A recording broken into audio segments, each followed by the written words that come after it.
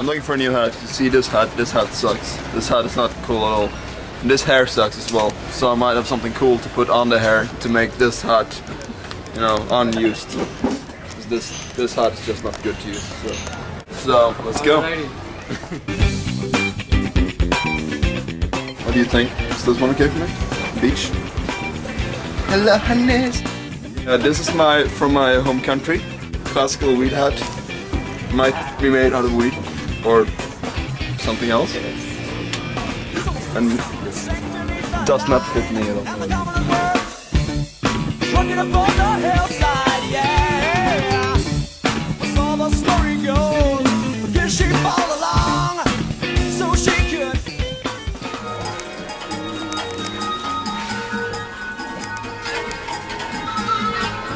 This is classic Australian hat. The natives of Australia used these hats during the 1300s. When the Englishmen invaded Australia, the natives ran with these hats fast downhill. That's why they formed like this, because when you run, you get a lot of resistance from the wind. And this hat doesn't have any sides, you see that? So it would protect them from the extreme heat of the sun, at the same time that it wouldn't slow them down when they were running like this. Downhill, in extreme speed, in extreme weather conditions, with thunder, storms, lightning everywhere around them. Still they ran, and they ran, and they ran with this hat. So, say goodbye to Australian tradition, the mountain hat. So what I'm gonna do today is, well, I'm gonna buy thongs. And now I don't mean G-strings, I mean normal thongs. My eyes like butterflies, you caught them and they're open wide. Clouded and hazy, future's clear whenever I'm with you. Classical Japanese tourist hat. When the Japanese people invaded Australia in the 1400s, this is the hat they used. Since they already had so thick hair protecting them from the sun, they only needed to protect their eyes.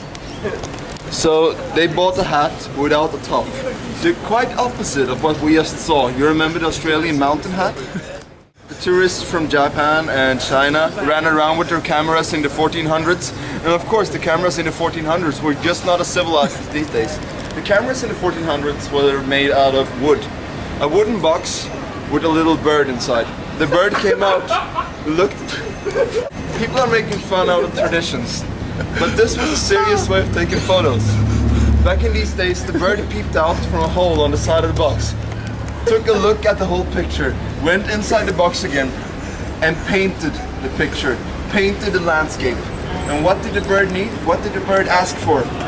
Didn't ask for anything. It was a slave for the Japanese people. But still today, we can see remains from the Japanese culture in Australia. The Japanese meadow hats. So there's also a shop without hats.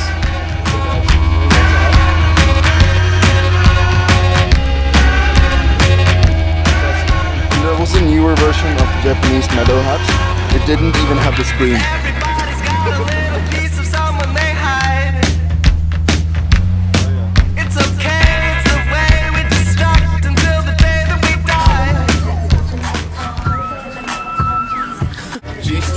Are thongs, and slippers are thongs. In Australia, everything's are thongs. I'm gonna get down with some thongs. Yo, it's like Australian headbutting hat. During the Second World War, this is what the Australian natives used to headbutt the invaders.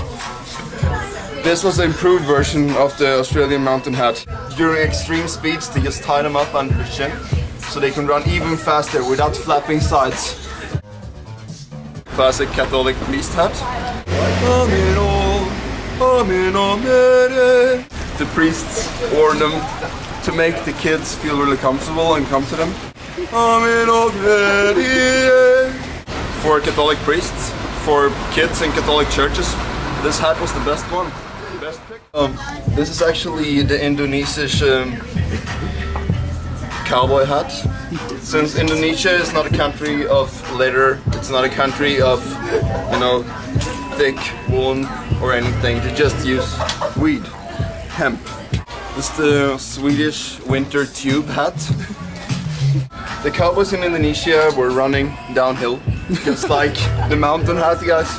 This hat is commonly used by Santa and Santa's small midget leprechaun dudes that are taking care of all this dirty business. The only thing you actually need to be prepared for in Indonesia is the heat, it's the sun, and it's the extreme moisture in the air. So these hats are actually prepared with small holes everywhere around to create the perfect condition for your hair. So if you ever see an Indonesian guy, you will notice his hair is really luscious. And it's only because of one thing. His forefathers and their forefathers and the forefathers before those forefathers had these hats, the Indonesian cowboy hat.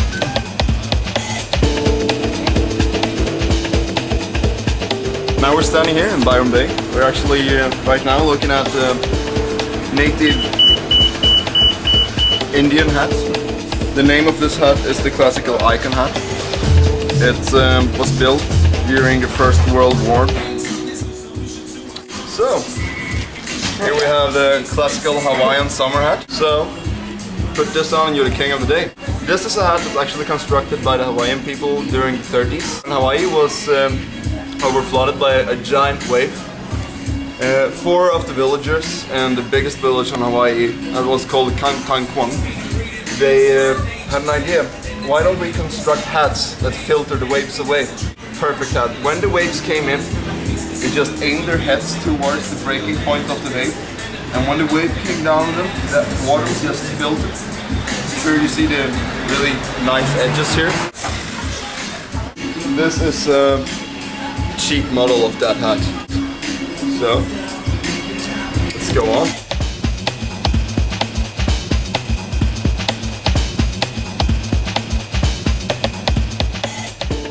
Australian mushroom hat. Oh god, it's comfy. Just like being in heaven. What do we have here? Classical fat English lady hats. Commonly seen on the beaches all over the world. These ladies, they fill with hatred. This hat is really good for shielding them from everyone around. So the English fat lady shielding herself until the victims are close enough. Then she just reveals and sucks in. Scary shit, scary shit. Let my hands go off and it does not fit. What do you think? Is this one okay for me? Slow them down when they were running like this. Fat English lady hats. So they bought a hat without a top. Really cool. This kind of hat.